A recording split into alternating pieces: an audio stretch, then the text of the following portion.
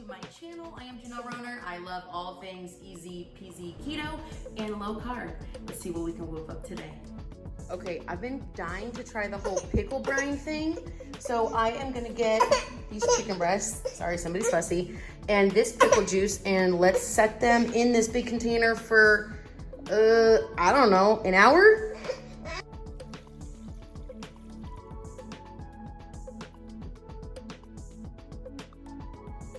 Don't worry, no pickles were wasted in the process. Okay, so the chicken has been in the brine in my fridge for, I don't know, maybe 3 to 4 hours. I now have them in a Ziploc and I'm gonna pound them out. You want them to be even so that they cook evenly. So I just have a meat hammer. Boy, this is like so satisfying.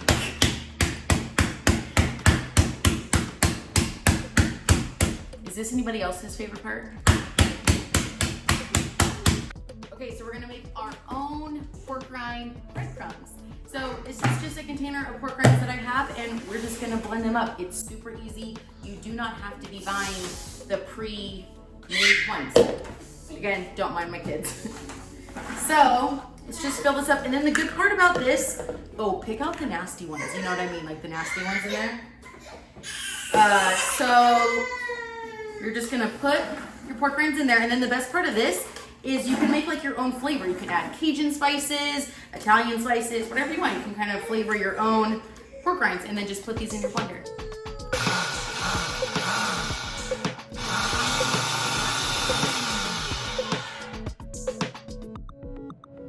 So I went ahead and turned on my stove, put my big old cast iron on because this takes a long time to heat up.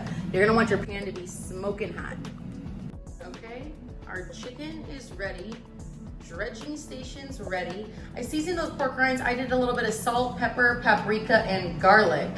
Okay, let's do this. Put a spice in there, you know, for a little extra spice. And again, I'm using one of my kids' plates just because it was a little bit wider. I thought it would work a little better. So I have 2 eggs, and I had to use unsweetened almond milk. I really wish I had heavy whipping cream, but all you crazy moms out there, you know, when you think you have an ingredient and you don't have the ingredient, and then you're like, oh my God, it's 4, oh well, YOLO. So we're using this. It'll be fine, I think. Okay. So always keep like a clean and dirty station, okay? So here's gonna be my clean chickens, and these are like my dirty, you know? Okay, so let's, step 1, in the egg wash. I should have got a bigger bowl for this too. Okay, egg wash. Really press that in there. You're gonna want those to really stick. Oh my God, it's gonna be so good, you guys. So these chicken breasts turned out to be a lot bigger than I thought. I might have to do this in kind of 2 steps, but that's okay. Oh my God, that's beautiful. Add oil to your pan. I added avocado oil. It can withstand really high heat, so it's great for like frying. So we're cooking the first side. We're gonna do 6 minutes, flip them, cover them, about another 8 minutes until internal temp is 165. Okay, next batch, I added some Parmesan. So this one's Parmesan, paprika, garlic, salt, pepper, all the goodness. And then I got those other 2 frying back there. And then fun fact, well, not so fun fact, my daughter is very allergic to eggs, so I'm gonna leave some out that are just like plain chicken breasts. Okay, let's try this flavor.